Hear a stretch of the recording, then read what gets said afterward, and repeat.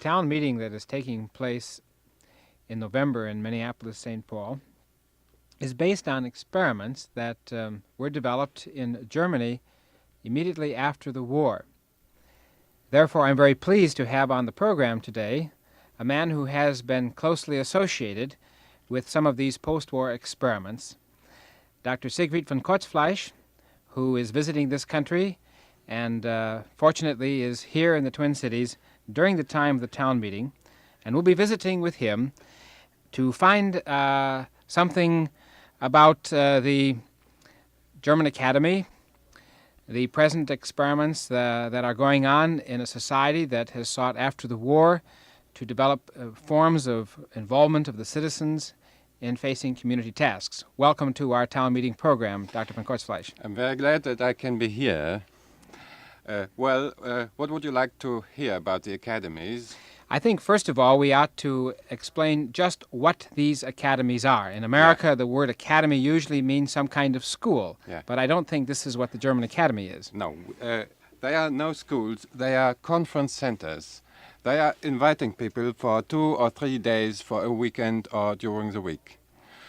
People from all parts of the society, coming out of all professions and out of different decision-making groups and so on, teachers, lawyers, doctors, and so on. This sounds very much like our centers for continuing education, which are run by our colleges and universities.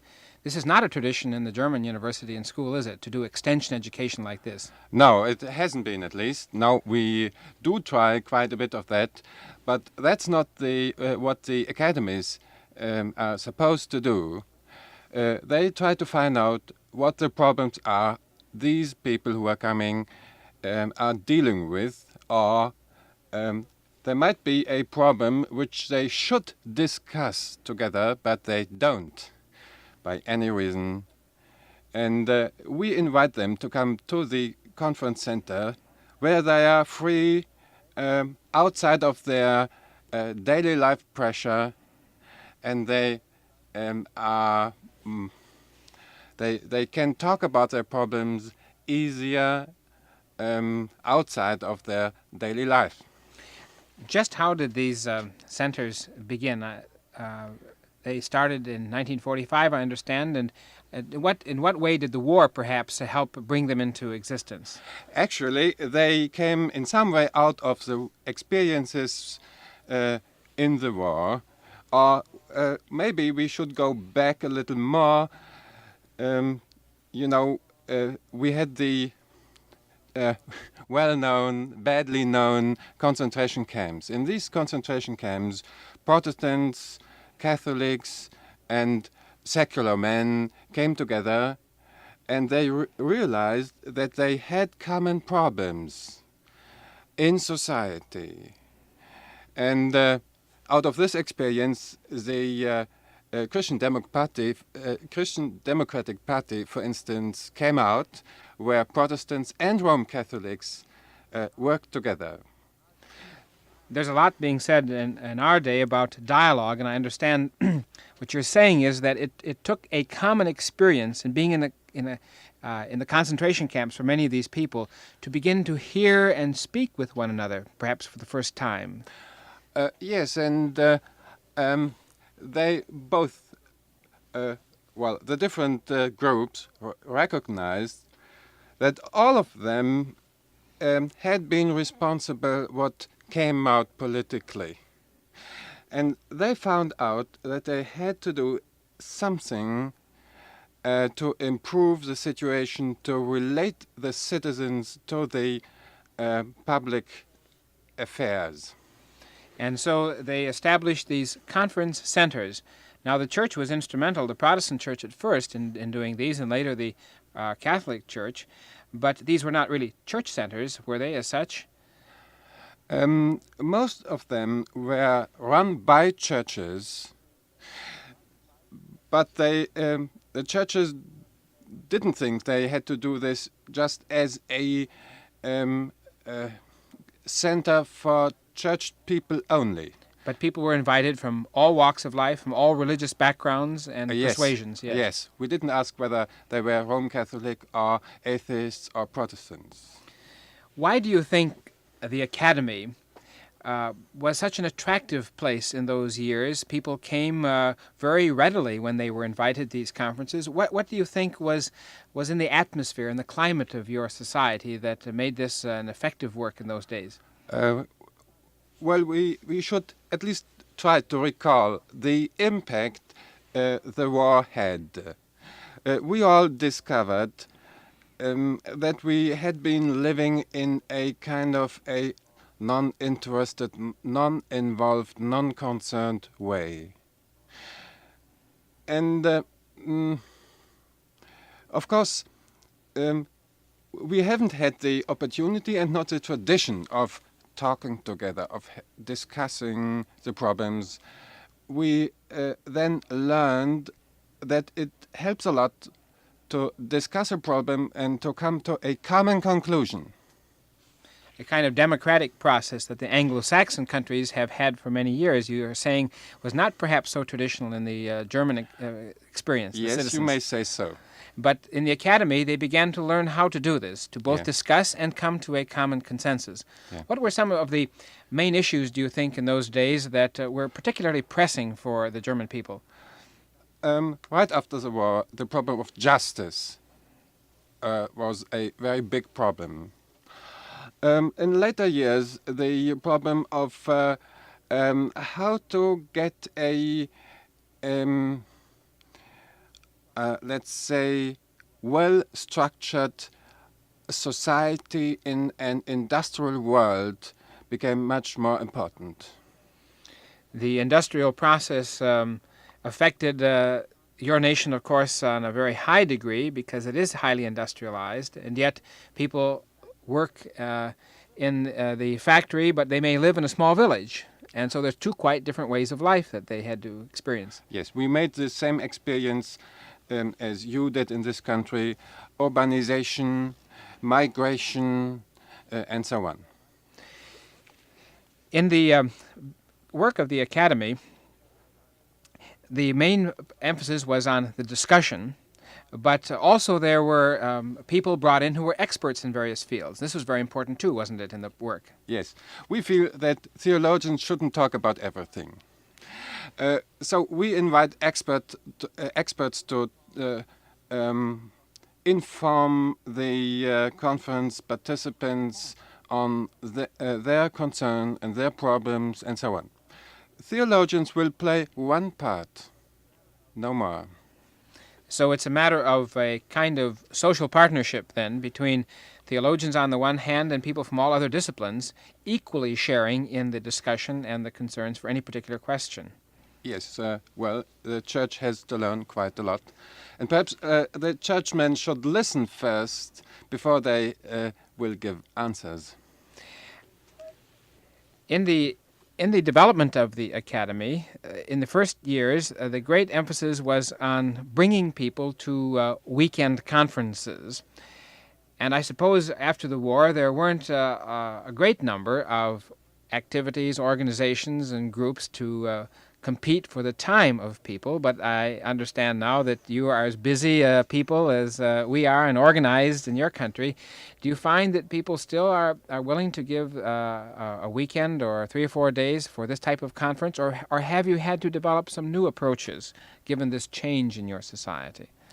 Well, they still do come when they get used to a place and know the people over there. They trust in the people who are working on the staff of the Academy or so, and they will come back. But of course, we have the affluent society in some way. People go out for a weekend and so on, and very many people have a TV set by now. So it's getting hard in some way.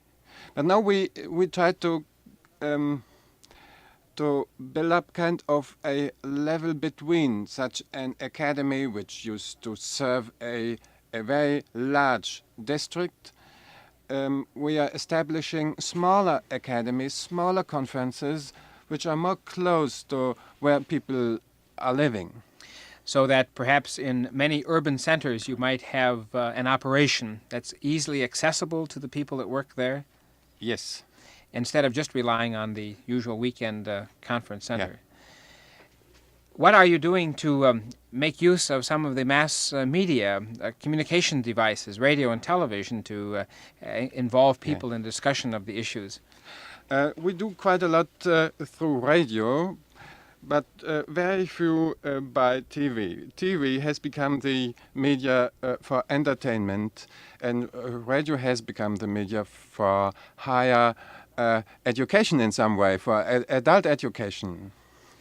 So that on television, the people listen to this or watch this in the mood of not wanting to do serious thinking, but to be entertained and to relax, perhaps.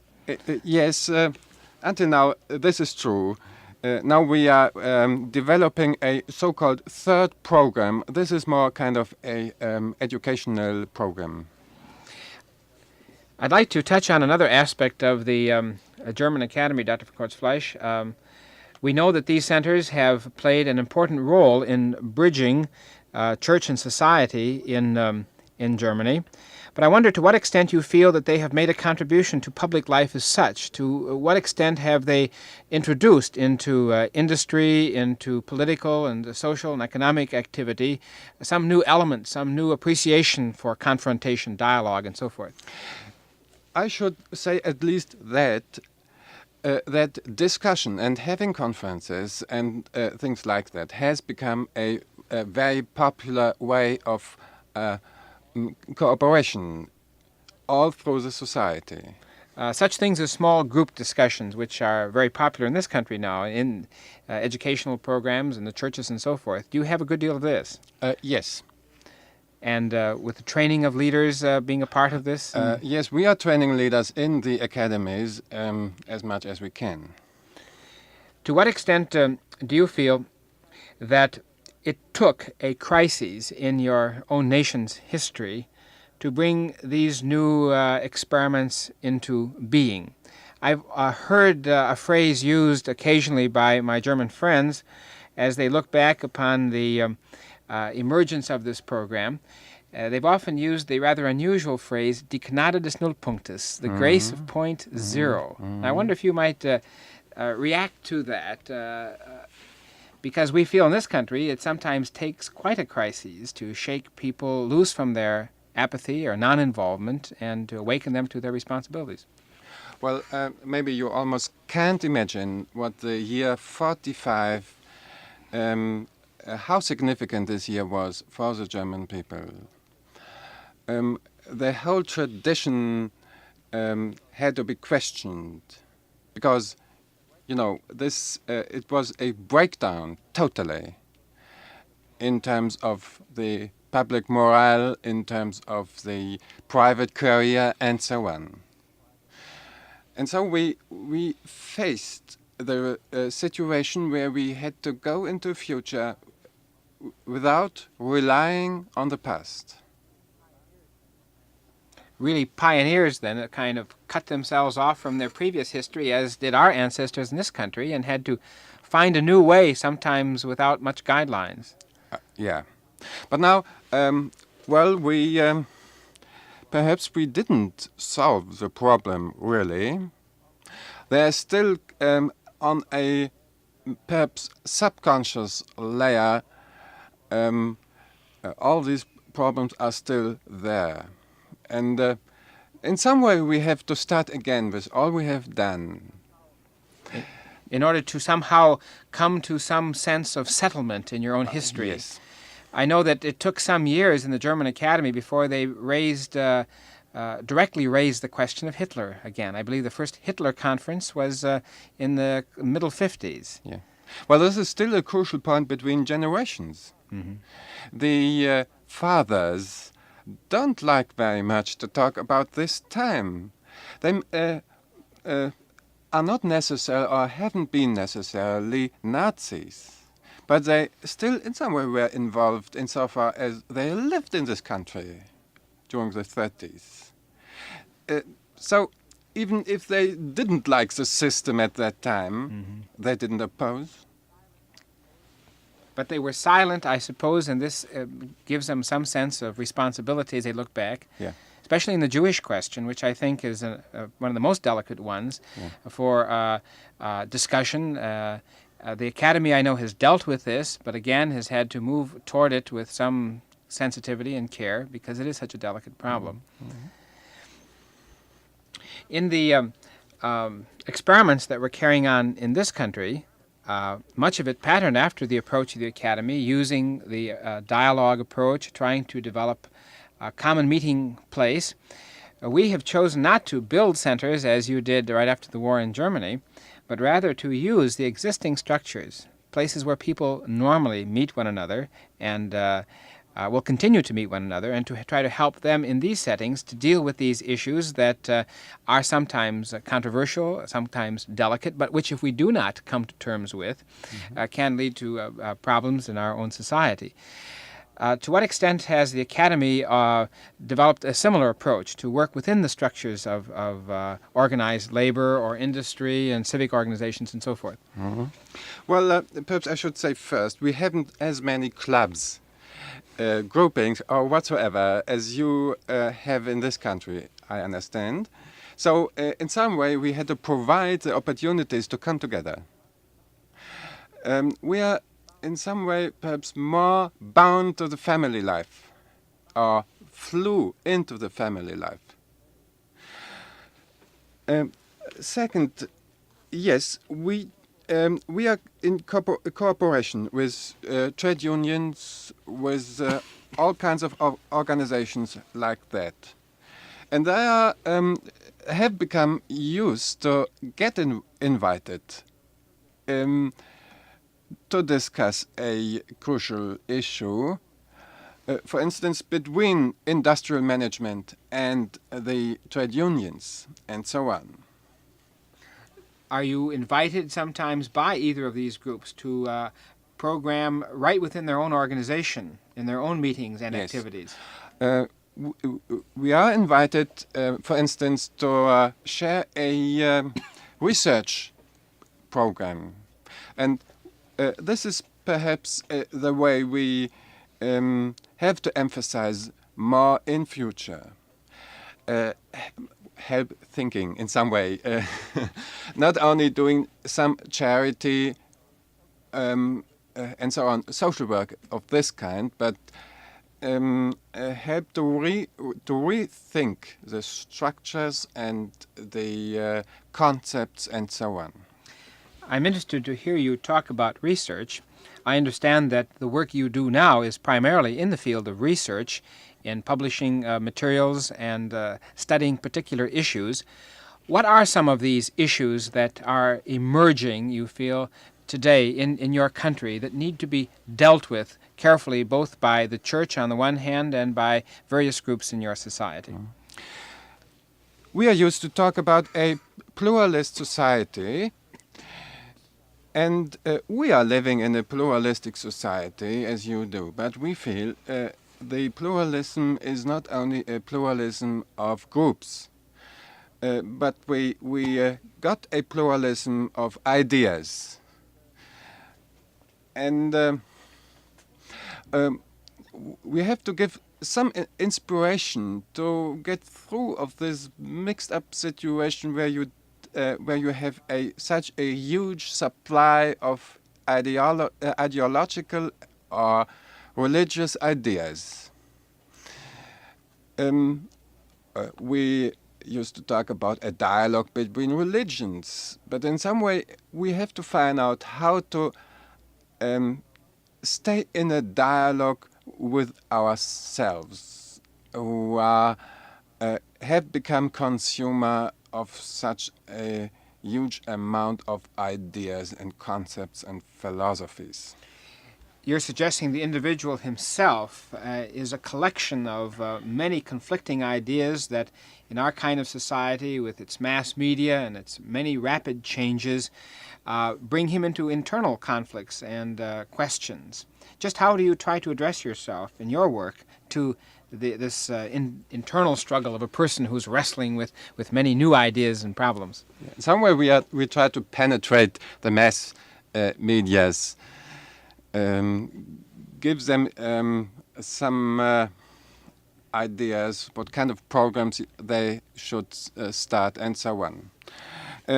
We try to develop the adult education system in the churches and outside, and give them some new ideas. Well, I'm interested to know how you might work with mass media. Let's say magazines. In what way do you contribute to magazines and journals to get more popular information out and attitudes and discussions? We give them information about what's going on the field of religion and ideologies and, let's say, communism and atheism, secularism, or whatsoever. You're trying to interpret these questions from a particular point of view, and you contribute to these magazines. You're a trained theologian, so you, as a theologian on the team, speak as a theologian to these issues. Is this correct? First, we try to analyze what's going on, like sociologists do. Can we take a specific question? What are one of the things that you have been working for on instance, currently? Yes. We feel that two complementary tendencies are very strong in our modern society. First, the diffusion of all kinds of ideas, and second, the tendency towards sectification. Toward? Sectification, that kind of sects will come up. I see. Developing separate groups from each other. Mm-hmm. And you may have secular sects. Mm-hmm. For instance, there are kind of sects of consumers of certain magazines. Mm-hmm. I don't want mention a name, a title. But elite groups. I mean, there's the group that reads Playboy. There's a group that reads Women's Homes Journal. There's a group that reads Mad Magazine, for example. Yeah. And you're talking about people are develop into certain patterns, groupings in the way they think and the way they behave because of mass media and ideas that they promulgate. Yeah. Well, when I mentioned diffusion, I included the tendency of becoming superficial in our convictions. A conviction has become a mere opinion, and so on. Mm-hmm. This is one. And the second is that we go into a certain community or congregation or group of consumers of certain ideas and don't relate this small sub-world to the whole society. We often use the term in America that people live in a ghetto, and we certainly don't mean by this simply the inner city, but there are the ghettos of the worlds, the universes that people choose to live in apart from some other group. There's I suppose there's the academic ghetto where people live in the world of idea. There's the ghetto of the place where one lives. There can be just as much a ghetto out in the suburbs, I suppose, as there can be in the inner city. Yeah. The church can become a ghetto if it seeks to live isolated and insulated, and you feel this is one of the major tendencies of our society. It's at least one very strong tendency, and we have to face this, and we have to try to get out of these ghettos.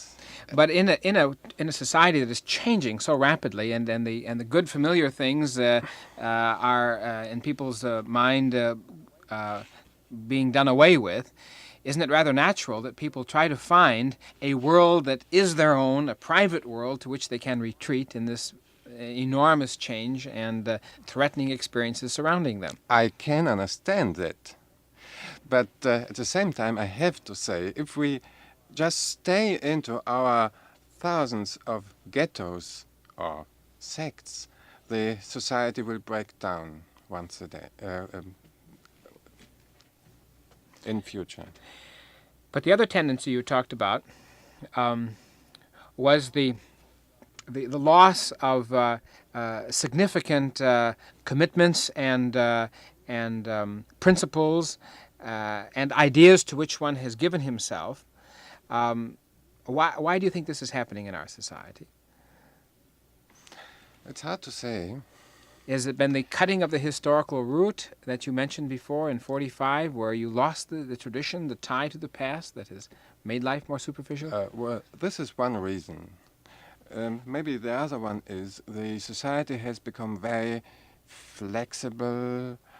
There are no social patterns which are given unquestioned anymore. So you have to find your way again and again. And this is a hard job. And now, we as Americans, of course, are much more pragmatic than you Europeans, and we've learned to hold to structures and ideas and patterns of life a little more tentatively, I suppose, because in the frontier we had to improvise. We had to be provisional in learning how to adapt to a new world and so forth. I wonder whether there is more or less conservatism in this country than in our country. Well, that's a good question. I guess I was referring to the conditioning that we have lived through in a much more technically developed society, that we've had to adapt again and again to changing circumstances.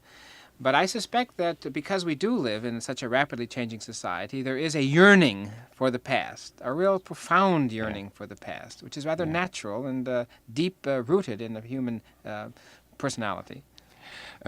This is true, and we have kind of a conservative reaction in our country at the moment, in the political realm and in church life. But I would say we are going into the future, and we have to solve the problems of the future. And if we just stay to a past, stay to a given pattern, and so on, then we might lose the point that we perhaps won't find our way and are not able to see our responsibilities we have in future. It seems to me that one of the important roles that the Germany Academy has played, both for the church in Germany as well as the society in general, has been to be a kind of scouting operation that has looked ahead, that has tried to bring together people shaping your society so that some clues might be found as to where you're going. Has this worked out actually that way in the kind of work you're doing? Do you feel that you've been able to throw the beam of light a little further down the road to help the church and society in its present situation by the kind of research that is being carried on in your own office in Stuttgart in the German Academy? Yes, I would say at least sometimes we were successful. For instance, in doing a research work on how the policy, let's say, on taxes should be so that people might be able to save money and get own property and so on. Mm-hmm. And how did you go about exploring this, examining this question?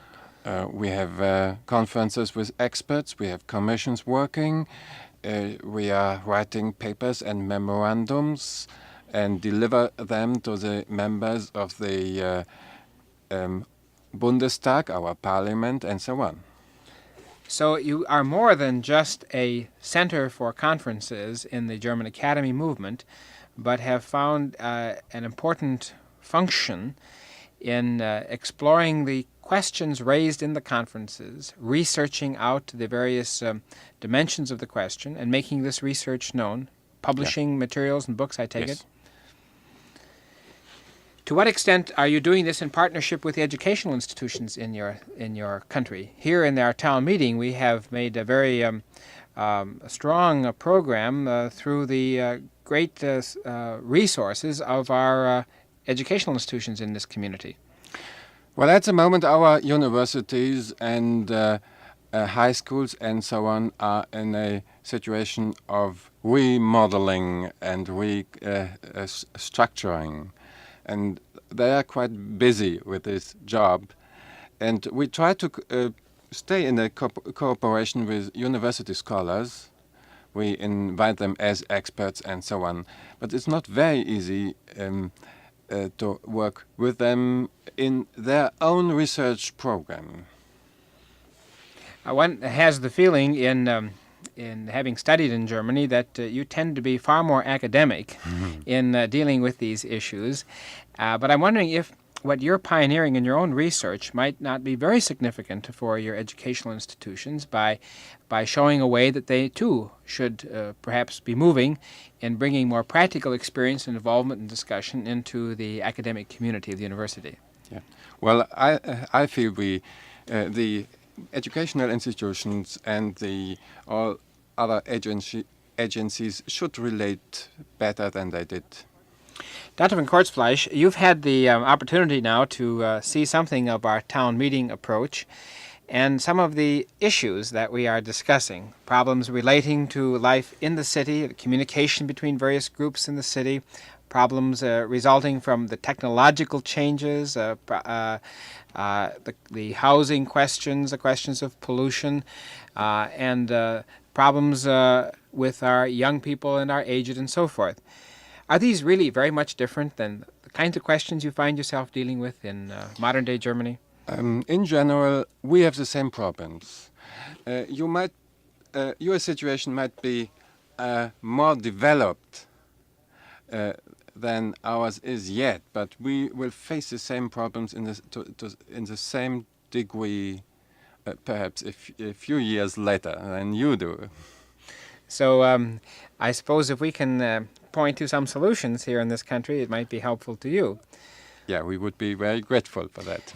And this is the way I think the transatlantic dialogue continues. We have learned a great deal from the German Academy, the basic principles that are operating in the town meeting of dialogue, of informed discussion with credentialed people addressing themselves to questions, the attempt to unearth the underlying issues, to help people who normally are hesitant to speak with their neighbor and in their own groups about some delicate questions, to assist them in coming to talk about these problems. All of this, I believe, we've learned from your experiments after the war in Germany. And if we can, through our development of it in this country, help enrich your own society, then the transatlantic dialogue has been mutually beneficial. Yeah. You do a wonderful job in this town meeting program. Well, we're happy that you could be with us to observe a portion of the town meeting and to share with us in discussing the origins of this experiment to help a community care for the city. Thank you. Thank you.